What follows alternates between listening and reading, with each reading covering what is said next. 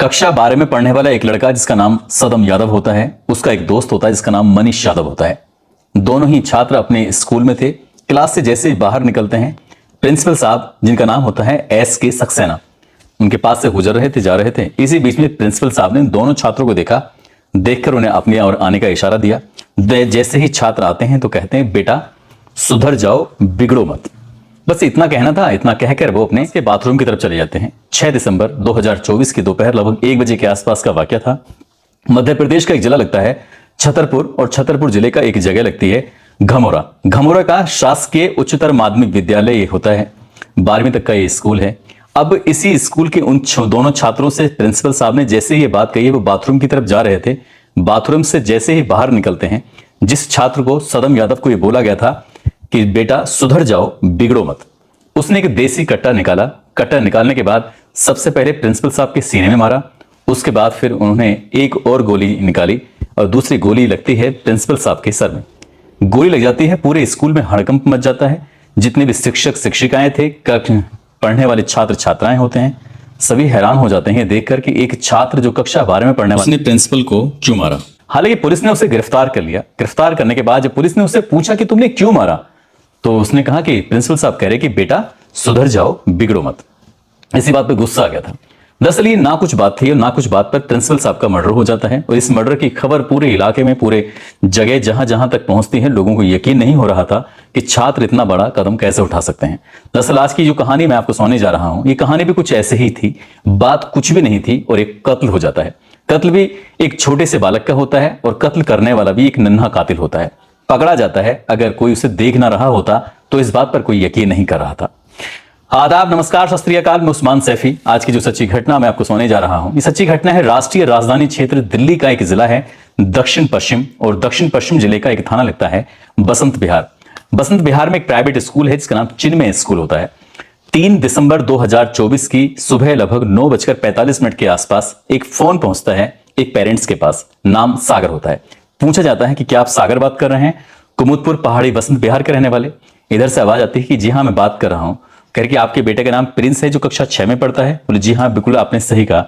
आप वही हैं जो प्लम्बर का काम करते हैं। जी बिल्कुल सही बात है। जैसे ही ये बात स्कूल ने बिल्कुल तस्दीक कर ली। तस्दीक करने के बाद कहा कि जितनी भी जल्दी हो सके आप उतनी ही जल्दी फोर्टिज हॉस्पिटल बसंत कुंज में पहुंच जाइए, क्योंकि आपके बेटे की तबीयत बहुत ज्यादा खराब है। पिता ने जैसे ही ये बात सुनी, वो अपनी पत्नी नीतू को लेकर जितनी जल्दी वहां पर पहुंच सकता था उस फोर्टिज हॉस्पिटल के अंदर, उतनी जल्दी पहुंचने की कोशिश कर रहा था, ये देखने के लिए कि आखिरकार उसके बेटे को हुआ क्या है। जब वहां पहुंचता है तो डॉक्टर साहब हाथ खड़े कर देते हैं, कहते हैं कि आई एम सॉरी, हम आपके बेटे को बचा नहीं सके। दरअसल वो तो यहां आने से पहले ही मर चुका था। बस इतनी सूचना थी कि पिता और मां नीतू का रो रो कर बुरा हाल हो जाता है। सागर भी ये सोचने पर मजबूर था कि मैं अपने बेटे को अभी सुबह 8:30 बजे स्कूल छोड़ने आया था, बिल्कुल ठीक ठाक था, कोई दिक्कत नहीं। उसके शरीर को उसकी मां बार बार इधर से उधर से कपड़े उतार के ये देखने की कोशिश कर रही थी कि मेरे बेटे के साथ कहीं मारपीट तो नहीं की गई है। शरीर पर एक भी चोट का निशान नहीं था, तो ये मौत हुई कैसे। अब इसी बात को देखते हुए देखते देखते परिवार के लोगों को ही खबर फैल जाती है। जो भी इनके आसपास के रहने वाले होते हैं कुमुदपुर पहाड़ी क्षेत्र के, वहां के लोगों को जैसे ही खबर पहुंचती है तो बड़ी संख्या में लोग चिन्मय स्कूल के पास इकट्ठा हो जाते हैं। जैसे इकट्ठे होते हैं उसके बाद हंगामा करना शुरू कर देते हैं। स्कूल प्रशासन पर तरह तरह के आरोप लगाए जाते हैं और जैसे जैसे हंगामा बढ़ रहा था वैसे पुलिस को भी सूचना मिल जाती है। पुलिस भी मौके पर पहुंच जाती है। बात यही नहीं थमती, बल्कि सोशल मीडिया के माध्यम से यह खबर दिल्ली के मुख्यमंत्री आतिशी जी के पास भी पहुंच जाती है कि एक कक्षा 6 के एक बालक जिसकी उम्र लगभग 12 साल के आसपास रही होगी, उसकी मौत हो जाती है। अब उन्होंने इस मामले को गंभीरता से लेते हुए 2 जांच अपने स्तर से कराते हैं। एक जांच एसडीएम को दी जाती है, एसडीएम प्रशासन की तरफ से। दूसरा जो स्कूल के मामले होते हैं वो शिक्षा विभाग देखता है, तो शिक्षा विभाग की भी एक टीम गठित कर दी जाती है कि इस मामले की दोनों अलग अलग स्तर पर जांच करिए। जांच करने के बाद जो रिपोर्ट जल्द से जल्द पेश करने की कोशिश करें।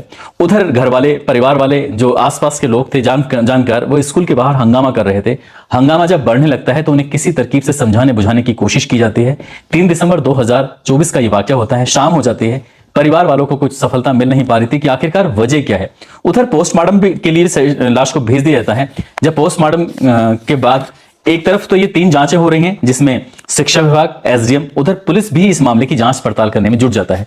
पुलिस ये देखने की कोशिश कर रही थी कि आखिरकार बालक की मौत हुई क्यों, क्योंकि आजकल स्कूलों के अंदर सीसीटीवी कैमरे लगे होते हैं। ये पल पल की जानकारी रखने के लिए आखिरकार स्कूल के अंदर चल क्या रहा है, हर एक बच्चे पर नजर रखने के लिए कहीं कुछ गड़बड़ तो नहीं हो रही है। इसी हिसाब से पुलिस वाले सीधे पहुंच जाते हैं उस कंट्रोल रूम में जहां पर सीसीटीवी कैमरे की पूरी जानकारी थी कि आखिरकार कहां पर ये डीवीआर रखा हुआ है। जब उसके बाद पूछा जाता है कि उस घटना स्थल के पास लेके चलिए उस सीसीटीवी के माध्यम से कि आखिरकार वहां हुआ क्या था। लगभग 15 मिनट की पुलिस को एक रिकॉर्डिंग मिलती है, सीसीटीवी रिकॉर्डिंग। उस 15 मिनट की रिकॉर्डिंग में 1 मिनट की रिकॉर्डिंग कुछ इस तरह की थी जिसे देखने के बाद पुलिस खुद हैरान रह जाती है। जहां जहां तक ये कहानी पहुंचती है सभी हैरान हो जाते हैं। दरअसल कक्षा 6 में पढ़ने वाला प्रिंस और एक उसका सहपाठी होता है जिसकी उम्र 12 साल के आसपास होती है। प्रिंस की भी उम्र 12 साल के आसपास है। जब ये दोनों एक दूसरे के आमने सामने से गुजर रहे हैं, अचानक ही एक दूसरे का कंधा लग जाता है। कंधे से कंधा लगना था और इसी बात पर उस छात्र को गुस्सा आ जाता है। लगभग 2 मिनट तक इनके बीच में कहासुनी होती रहती है। कहासुनी के बाद इसी बीच में जो इसमें लड़के को कुछ गुस्सा ज्यादा आ जाता है, वो उसका गला पकड़ता है और 6 सेकंड तक उस गले को दबाता है। जब उसका हाथ छूटता है तो प्रिंस सीधा जमीन पर आकर गिर जाता है और यह बात बच्चों के माध्यम से स्कूल प्रशासन को पता चल जाती है। स्कूल प्रशासन दौड़ता हुआ मौके पर पहुंचता है। मौके पर आने के बाद उस बच्चे को नजदीक में एक होली एंजल हॉस्पिटल होता है, वहां लेके जाते हैं। उसके बाद होली एंजल्स वाले कहते हैं कि आप इसे हायर मेडिकल सेंटर लेके जाइए, हम इसमें कुछ नहीं कर सकते। दरअसल हम फोर्टिज हॉस्पिटल की जो अगर बात करें तो वो कहते हैं कि जो बच्चा उनके हॉस्पिटल में आया है वो मरा हुआ ही था, यानी कि जो होली एंजल्स स्कूल में पहुंचता है शायद वहां भी मरा हुआ होगा, क्योंकि पुलिस ने सीसीटीवी फुटेज निकाली। फुटेज निकालने के बाद उससे पता चलता है कि उस बालक का 6 सेकंड के लिए गला दबाया गया था, उसी से शायद उसकी मौत हुई है। हालांकि अभी मामले की जांच पड़ताल चल रही है। पुलिस ने भारतीय न्याय संहिता की धारा 105 के तहत उस 12 साल के बालक जो नन्हा कातिल बन गया है उसके खिलाफ एफआईआर दर्ज कर लिए, उसको हिरासत में भी ले लिया जाता है, उससे भी पूछताछ की जा रही थी। इधर मां और बाप का रो रो कर बुरा हाल हो जाता है। प्लम्बर का काम करने वाला वो व्यक्ति जिसका नाम सागर होता है, वो अपने बेटे की बातों को याद करके रो रहा था, बिलख रहा था। उसकी मां भी रो रही थी, बिलख रही थी। जब उसने मीडिया के सामने, जब लोगों के सामने ये बात कही कि मेरा बेटा होनहार था, वो कह रहा था कि मैं पापा एक ऐसी कार लेके आऊंगा जो कार पूरी गली में किसी के पास नहीं होगी। लोग देखकर उस कार को कहेंगे ये कार कहां से लेके आए, तो लोग आप कहना कि ये कार प्रिंस लेके आया था। वो बेटा कहता है अपनी मां से कि मैं इतना बड़ा घर बनाऊंगा, उस घर में आपके लिए बहुत बड़ा कमरा होगा जहां पर हमें किसी भी तरह की कोई परेशानी नहीं होगी, हम लोग बहुत अच्छे से रहेंगे। उस बच्चे की कल्पना शक्ति बहुत ही ज्यादा अच्छी थी।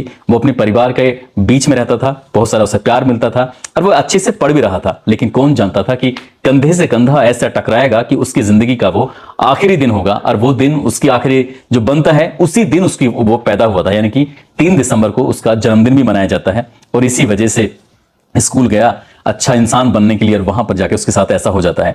बताया जाता है कि इस प्लम्बर यानी कि सागर का एक और बेटा है जिसका नाम प्रियांशु है। प्रियांशु कक्षा 8 का छात्र है जो किसी अन्य स्कूल में वो पढ़ता है, और इस घटना से पूरा दिल्ली प्रदेश हिल जाता है। जहां जहां तक ये खबर फैलती है वो लोग सोचने पर मजबूर हो जाते हैं।